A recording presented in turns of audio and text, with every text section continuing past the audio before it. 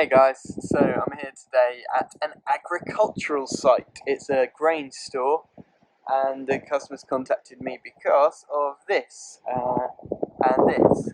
So basically with Storm Dennis, I think it was, the roof blew off, and as you can see it's pretty windy here still even today, but there is a fan located in there which blows the air through the grain store, a three-phase fan with some other equipment, and they just want to know, is it safe to turn on or not?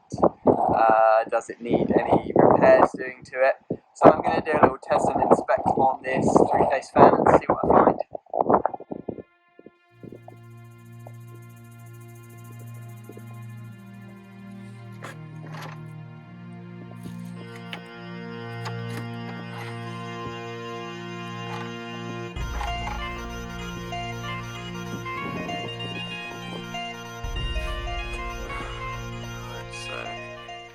So they've covered it in a tarpaulin just to stop the water getting into it. That looks dodgy already. It's loose. So it's got a starter, a couple of armoured cables coming into it. Looks pretty rusty, so I'm going to take this tarpaulin off and take a good look, see what's going on.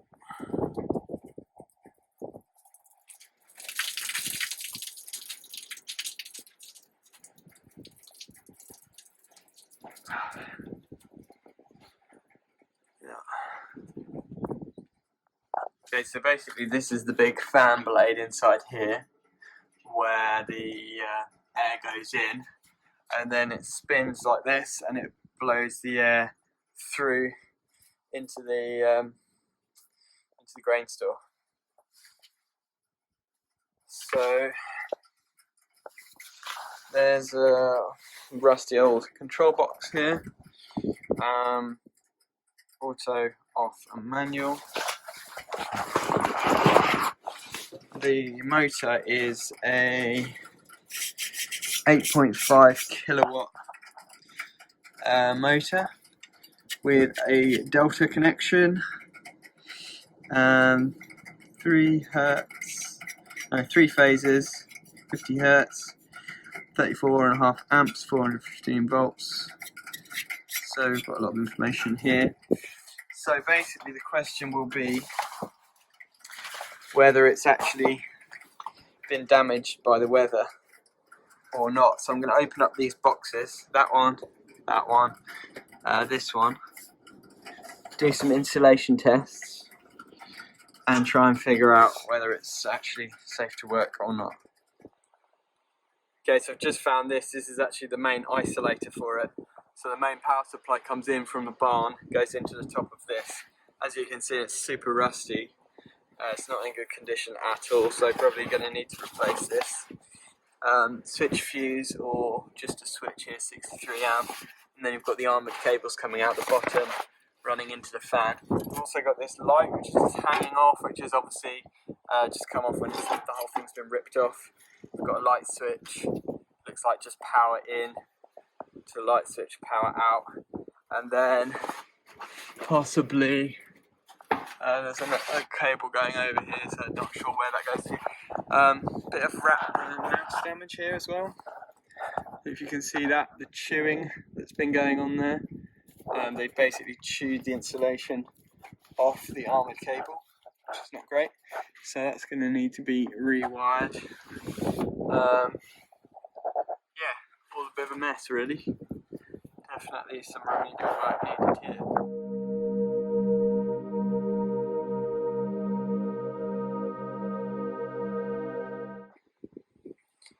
So let's open this up and see what's inside.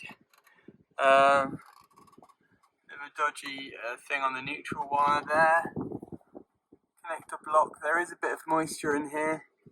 Doesn't look too wet, but there is some moisture that's got in down there. I'm not sure why there's a lighting cable being wired through this. That's a little bit of a weird thing. Maybe it's a control circuit or something like that, I'm not sure, but it's just like a 1.5 or 1 mil cable, which is not great. Bit of rust in there as well, so definitely going to need to replace this switch fuse. So let's see what's in this one. Okay, so this is fairly dry, which is good. A little bit of spider web, so IP rating has not been preserved as it should have, but it doesn't look like moisture's got in there. There is a relay here, looks like a fuse there, and then not quite sure what that is, some kind of solenoid or something. So anyway, that looks fairly okay, except obviously the box is really rusted up. Let me know in the comments, what would you do? Would you replace this box, or would you just leave it as it is? So these are the connections for the motor, and again it looks fairly okay. Doesn't look like any moisture's got in there, so that's good to know. Yeah, so fairly happy with that. I'm going to leave that cover off though, so I can do some testing on directly on the fan terminals. And we're going to take this one off now. Wow, so I didn't expect that, but look at these, right? These terminals, this lid is sloping, and that was so close, that blue phase to shorting out onto the metal lid of this enclosure. This has been installed really badly. Also, it smells a bit smoky as I open it up, so I'm not sure if there's been any burning there or anything, but the whole thing is a bit of a pig's ear, to be honest. It's really crammed tight with stuff. It's obviously the contactor and the starter for the motor,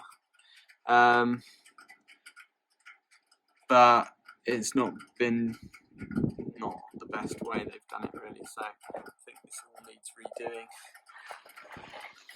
I'm not sure if any of the fuses will have blown in there, so I'm going to check those. Okay, so I've done insulation resistance across all these, and there's no shorts between the three phases, which is good. I'm going to show you how this works now. So I've got my continuity tester here, and basically the terminals are labelled up. So this is U1, this is U2. So if I measure U2, if I measure between U1 and U2, I'm getting a low resistance. You know, that's in ohms. It's jumping around all over the place, but I've got a low resistance, so that's measuring through the coil of the motor. Then I can do the same for W2 to W1, which is here. And again, it's doing the same kind of thing. And then I can do V1 to V2, V1 to V2, and same kind of readings. So it appears that the coil is in serviceable condition, so we should be able to start it up and give it a run. But because it's not weatherproof and the enclosures are all damaged, I am going to recommend redoing all of this to make it properly sealed and safe. What I need to do as well is just measure insulation resistance from the phases down to earth, just to make sure that there's no short to the casing. So for example, from V1 to earth we've got 3.1 megohms, which is quite low really. The other two are a bit higher. I've already done them, but I'll just show you. So we've got W, we've got, one second,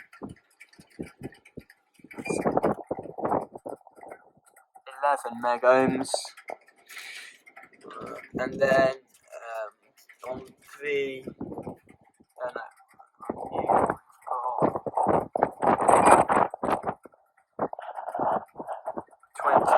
so they're a bit higher. I'm not sure why that would be, if there's some kind of moisture in the casing that could be shorting out a phase down to earth a little bit, maybe. So we'll have to investigate that. So this is a humidistat, which basically controls the humidity and controls the fan. So that you can see that's what this is going to. So you can obviously set it to manual or automatic, or you can have it off, and presumably that will make the fan kick in or not when the humidity goes above a certain level. So I'm going to go inside the barn now and take a look. Wowzers. Okay, so we've got DB here with a 3-phase 100 amp supply, big main isolator,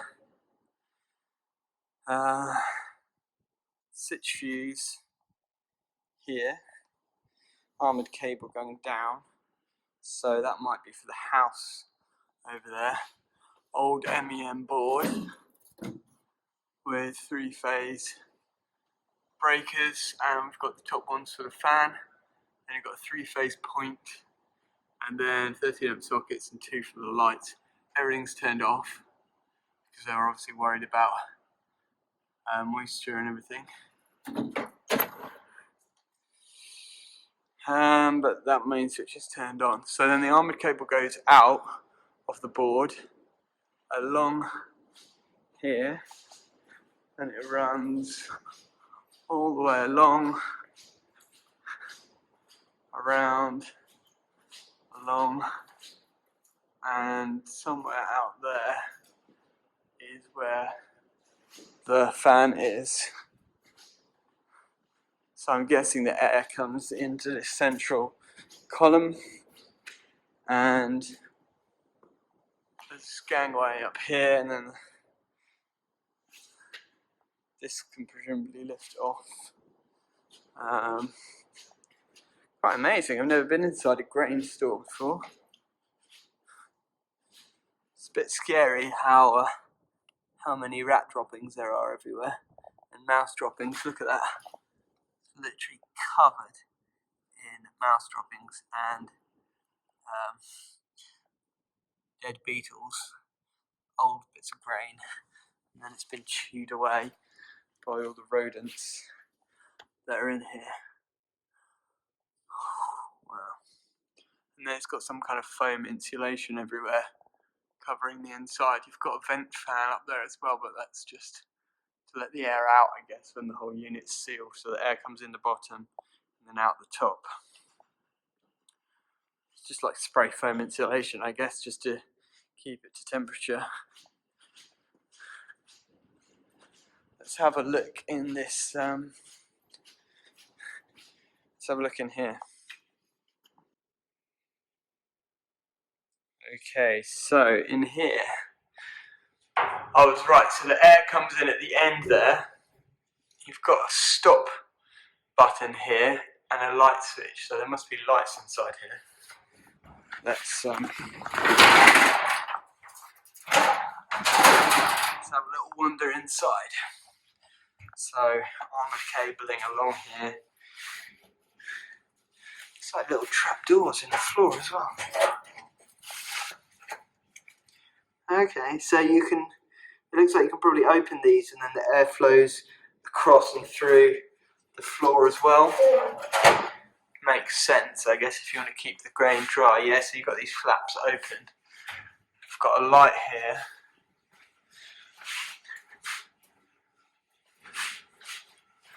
And they can just choose which flaps they want to be open or closed.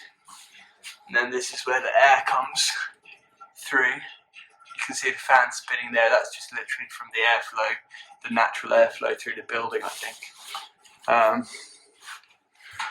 But that's that armoured cable that comes through, which has been chewed. So we need to replace that. It's been chewed by rodents. It must just go to the stop switch. So that's just been put in as an emergency stop so that someone from the outside can actually turn this whole lot off by pressing the stop button. Interesting. So what then happens is from those gullies inside the ventilation shaft, it goes through here, and these have got just tiny little gaps where the air just bubbles out, so you essentially got a tiny, like a very wide dissipation of air throughout the whole floor, depending on which parts you open in there, obviously, but it's quite an interesting little system.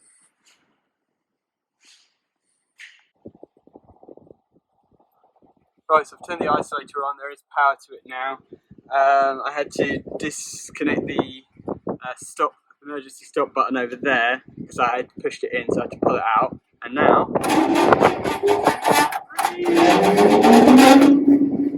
it works.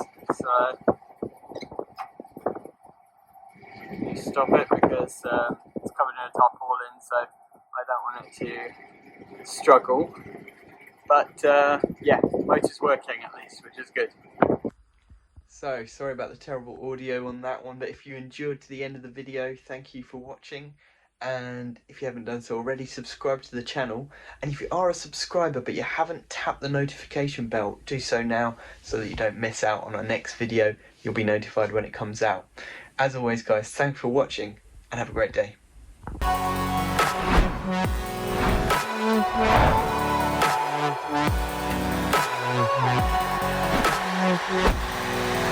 right back.